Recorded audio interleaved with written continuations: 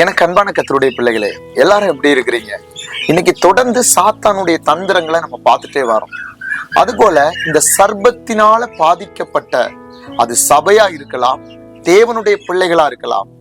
இன்றைக்கு அவர்கள் அற்புதத்தை செய்வார்கள், அவர்கள் அந்நிய பாஷைகளை பேசுவார்கள்.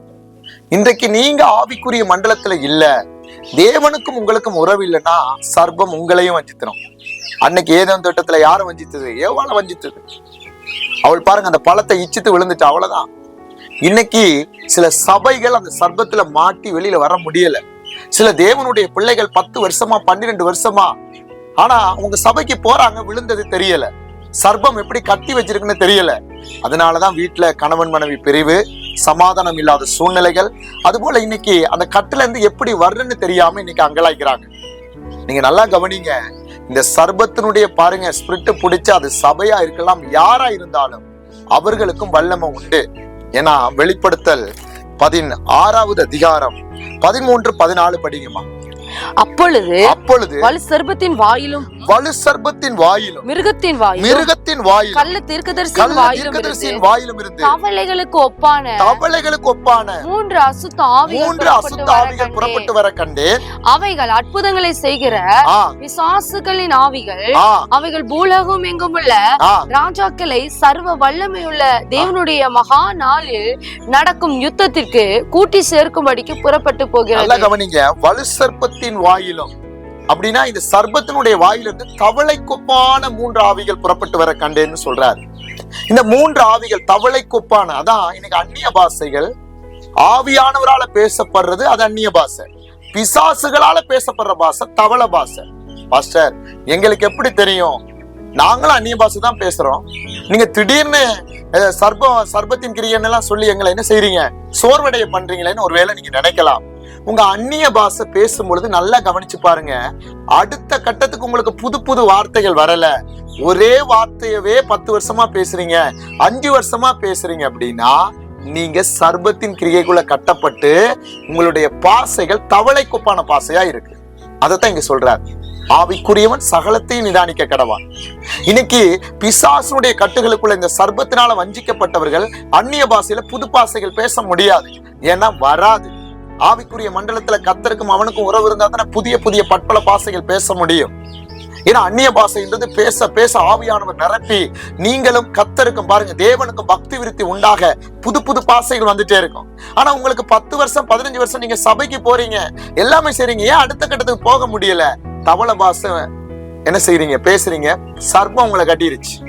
அதனாலதான் நீங்க ஆவிக்குரிய கண்ணோட்டத்துக்குள்ள வந்து பாத்தீங்கன்னா நீங்க கட்டப்பட்டது என்னைக்கு அதுல விடுவிக்கப்படுறீங்களோ அப்பதான் தெரியும். அதான் தவளை கொப்பான பாசம். 2வது அற்புதங்களை செய்யும். இன்னைக்கு நீங்க போற சபைகள் சர்ப்பத்தினால கட்டப்பட்ட சபையா இருந்தால் ஆவியானவரால நடத்தப்படாதபடிக்கு அப்படின்னு நீங்க நினைக்கலாம். பாஸ்டர், அவங்களும் பாட்டு பாடுறாங்க, இவங்களும் பாட்டு பாடுறாங்க. அதுபோல எங்க பாசம் ஆரம்ப நாட்கள்ல நல்லா பயன்பட்டாரு. அம்மா, ஆரம்பத்துல எல்லாரும் பரிசுத்த ஆவியானவரால தான் நடத்தப்படுறோம். பிரயாணம் பண்ற பாதை இருக்கு பாத்தீங்களா, இந்த வனாந்திர பாதை, அதுலதான் பிசாசு வஞ்சிக்க இடம் கொடுத்துட கூடாது, சர்ப்பம் உள்ள வர வஞ்சிக்க இடம் கொடுத்துட கூடாது. ஆதாம கர்த்தர் தான் உருவாக்குனார். அவனுடைய சரீரத்துல இருந்தா யாரு விலா எலும்பு எடுத்து ஏவாள உருவாக்குனாரு. கர்த்தர் கொண்டு ஏதேன் தோட்டத்துல வச்சாரு. ஆனா வஞ்சிக்கப்பட்டது யாரு? ஏவாள். சர்ப்பம் வஞ்சித்தது. இன்னைக்கு சபை ஊழியம் தேவனுடைய பிள்ளைகள் உங்க எல்லாருக்கும் கர்த்தர் தான் வேறு பிடிச்சு கொண்டு வந்தாரு. ஆனா நீங்க யாரால நடத்தப்படுறீங்க? தேவ ஆவியானவராலா இல்லாட்டி மாம்சத்துக்குரியதா? இன்னைக்கு சபைகள்ல களியாட்டங்கள், இன்னைக்கு உலக பாவங்கள் எல்லாம் வந்துட்டு சர்ப்பம் உள்ள வஞ்சித்திருச்சு. அப்ப உங்க சபையில போற எல்லாருக்குள்ளயும் என்ன ஸ்பிரிட் தான் இருக்கும்? மேய்ப்பன் எவ்வளியோ ஆடுகளும் அவ்வளி. நம்முடைய மேய்ப்பன் யாரு? இயேசு கிறிஸ்து. அவர் நமக்கு கற்றுக் கொடுத்த பரிசுத்தமான பாதையில பிரயாணம் பண்ணாதான் பரிசுத்த ஆவியானவர் நடத்துவாரு. நீங்க ஆரம்பத்துல தொடங்கிட்டு முடிவுல நீங்க மாம்சத்துக்குள்ள போயிட்டீங்கன்னா சர்ப்பம் தான். அதான் கலாத்தியர் சொல்றாரு, அழகா பவுல் சொல்றாரு, நீங்க ஆரம்பத்துல ஆவியினால என்ன செய்யுங்க, ஆரம்பம் பண்ணீங்க, இப்ப முடிவுல மாம்சத்துல முடிவு பெற போறீங்களோ?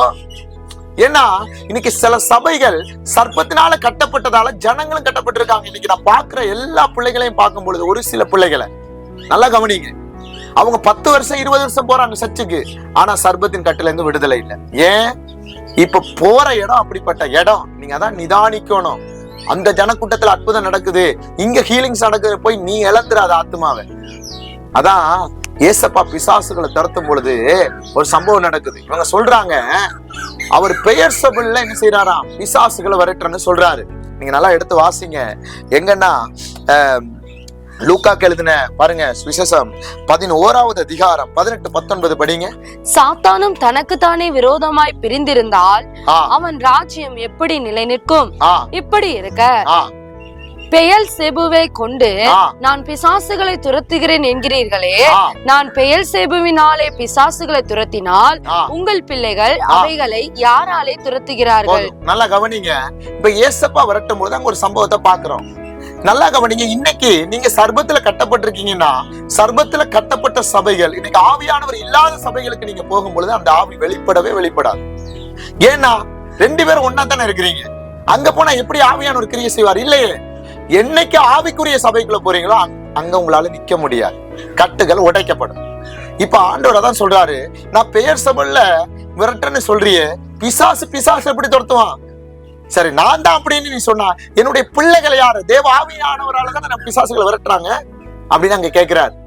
அப்ப நீங்க கட்டப்பட்ட சபைகளுக்குள்ள நீங்க தொடர்ந்து போகும்பொழுது அங்க கட்டவிழ்க்கப்படாது, வாழ்க்கையில ஆசீர்வாதம் இருக்காது.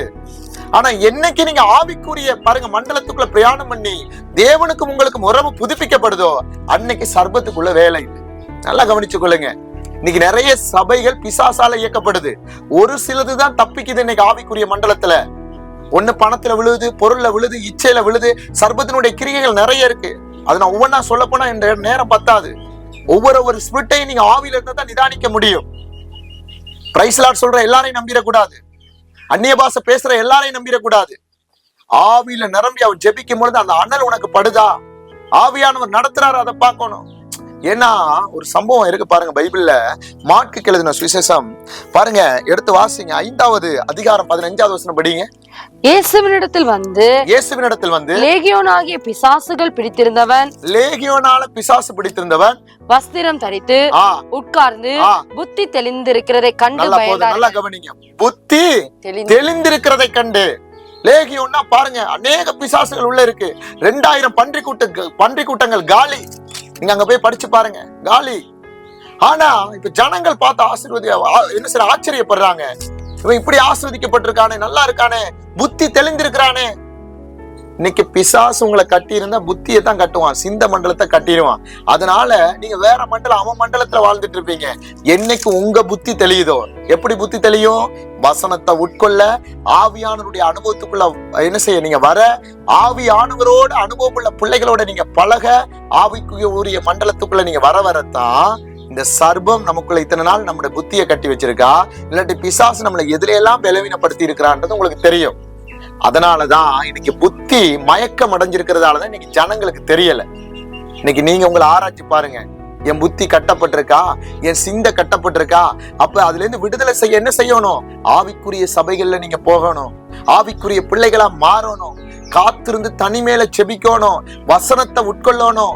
நல்லா கவனிச்சு கொள்ளுங்க. உங்களுக்கு எந்த போராட்டமே இல்லை ஜெபிக்கும் பொழுது எந்த உணர்வுமே இல்லைன்னா நீங்க ஆல்ரெடி கட்டப்பட்டுட்டீங்க. அதான் உண்மை.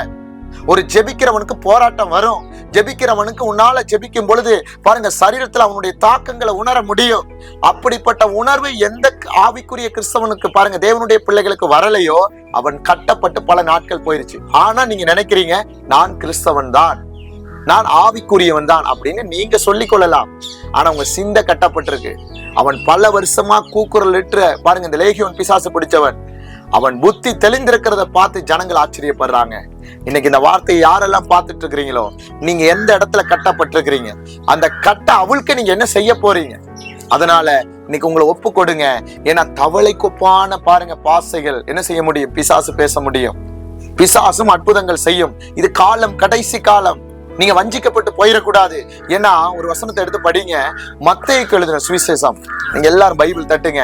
மத்தேயுக்கு எழுதின சுவிசேஷம் 24வது அதிகாரம் நல்லா கவனிங்க. அங்க சொல்றாரு 24வது அதிகாரத்துல 24வது வசனத்தை படிங்க. 24 ஏனெனில் கிறிஸ்துக்களும் கள்ள தீர்க்கதரிசிகளும் எழும்பி கூடுமானால் தெரிந்து கொள்ளப்பட்டவர்களையும் வஞ்சிக்கத்தக்கதாக பெரிய அடையாளங்களையும் அற்புதங்களையும் செய்வார். சரி, அவங்க எந்த அனுபவத்துல செய்யறாங்க? இந்த சர்பத்தினுடைய அற்புதம் தான், வலு சர்பத்தினுடைய அற்புதத்தை வச்சுதான் ஜனங்களை வஞ்சிப்பாங்க. கூடுமான அளவுக்கு யார? தெரிந்து கொள்ளப்பட்டவர்களை. நீங்களும் நானும் வஞ்சிக்கப்பட்டு போயிடக்கூடாது, தவறி போயிடக்கூடாது. கூடுமான அளவுக்கு நம்மள என்ன செஞ்சிருவான், அவன் என்ன பண்ணுவான், வஞ்சித்து அற்புத அடையாளங்கள் அப்படின்னா நீங்களே ஆச்சரியப்படுவீங்க. ஒருவேளை அவன் உண்மையிலேயே என்ன செய்யறான், தேவனுடைய பிள்ளைதான் ஆவிக்குரிய ஒண்ணு போன வசனம் இல்ல, நீ விழுந்துருவ. அதனால உங்களை ஆண்டுடைய சமூகத்துல ஒப்பு கொடுங்க, வஞ்சிக்க இடம் கொடுக்காதீங்க. நீங்க ஆவியில பகுத்தறீங்க, அந்த வரத்துக்குள்ள பிரயாசப்படுங்க, தொடர்ந்து ஆவியில பலப்படுங்க. இனி இதுல ஒவ்வொரு நாளும் ஆவிக்குரிய மண்டலத்துக்குரிய வார்த்தைகள் இதுல ஒவ்வொரு நாளும் ஷேர் பண்ணுவோம். நீங்க தொடர்ந்து இந்த வார்த்தைகளை பாருங்க. அநேக பிள்ளைகளுடைய போன் காலை எனக்கு பார்க்க முடியுது, என்னால பதில் அளிக்க முடியல. ஏன்னா நாங்க செபத்துல முக்கியமா இருந்தா தான் உங்களுடைய காலுக்கு நாங்க என்ன செய்ய முடியும், பதில் அளிக்க முடியும். இல்லாட்டி நாங்க நிக்க முடியாது. அதனால நீங்க என்ன செய்யுங்க, உங்க வார்த்தைகளை நீங்க எங்களுக்கு வாட்ஸ்அப்ல மெசேஜா போடுங்க, கமெண்ட் செக்ஷன்ல போடுங்க. நாங்க பார்த்து அதுக்காக செபிக்கிறோம்.